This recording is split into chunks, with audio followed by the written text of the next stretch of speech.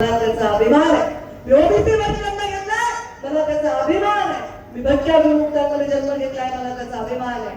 पण मराठा समाजाविषयी प्रेम करण्याचा संस्कार गोपीनाथ मुंडेंनी मला दिलेला आहे. आणि म्हणून मराठा आणि ओबीसी भांडण लावण्यामध्ये मी कधीही कुणाला काही काम करू देणार नाही. हे करणारे लोक बीड जिल्ह्यातले नाहीत.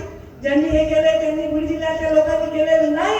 आणि त्यामुळे हा बीड जिल्हा आता एक नवीन उदाहरण देणारे अजितदादा तुमच्या नेतृत्वात, आणि आम्ही सुद्धा त्याला काम करण्याला तयार आहोत. एक चांगलं वातावरण तयार आहे. दादा तुम्ही साहजिक आहे, दादा तुम्ही पवार आहात, तुम्ही अनेक वर्ष राजकारणात आहात, तुम्ही प्रशासनावर तुमचा फार मोठा वचक आहे. आम्ही सत्ता फार कमी पाहिजे दादा.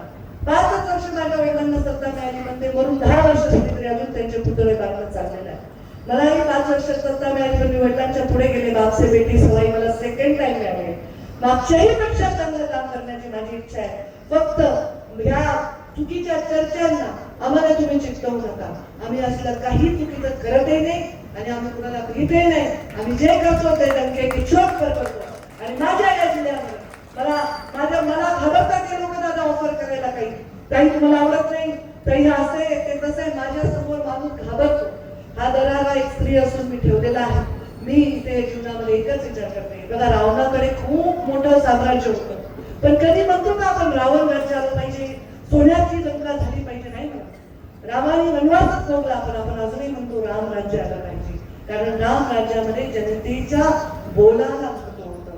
जनतेच्या मनातल्या शंकेसाठी स्वतःच्या हृदयाहून प्रिय स्वतःच्या पत्नीला वनवासात पाठवण्याचं दारिष्ट्य दाखवलं. एका ऋषीचा शाप होता म्हणून स्वतःच्या जीवापेक्षा प्रिय भावाला सुद्धा जाण्याची आज्ञा केली.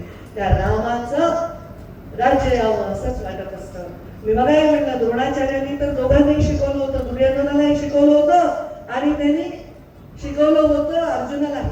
पण अर्जुन महायोद्धा ठरला आणि अर्जुनाने महाभारत जिंकली. माणूस निष्पाप माणूस अर्जुन आहे. उगी 4 गोष्टीमुळे 4 पोरांमुळे माझ्या जिल्ह्याला बदनाम करू नका. माझ्या जिल्ह्यातल्या जातीला बदनाम करू नका. माझ्याही जातीला बदनाम करू नका.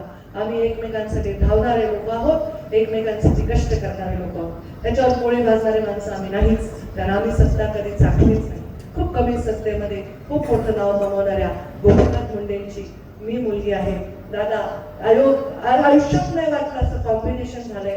बीड जिल्ह्याला आयुष्यात नाही मिळाला असा विकास तुम्ही द्याल. आणि लोकाशाही ह्या कार्यक्रमामध्ये ह्या मंचामध्ये दादांसमोर मला एवढं बोलताच नाही आलं. आम्ही कधीच एकत्र भेटलो नाही. त्यांना वेळ मागितला, आम्हाला भेटायचं आहे तर त्यांना हे सगळं सांगायचं आहे आणि मला या जिल्ह्याच्या विकासासाठी करायचं आहे. मी जालन्याची पण पालकमंत्री आहे. जालन्यामध्ये सुद्धा अशा घटना घडतायत. आजच आपल्या जिल्ह्यात घडली, पण ती देशमुख विरुद्ध देशमुख असल्यामुळे चर्चा नाही झाली.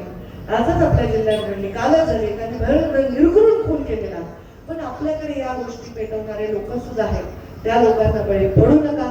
प्रत्येक महिलेचा सन्मान, प्रत्येक जातीचा सन्मान झाला पाहिजे.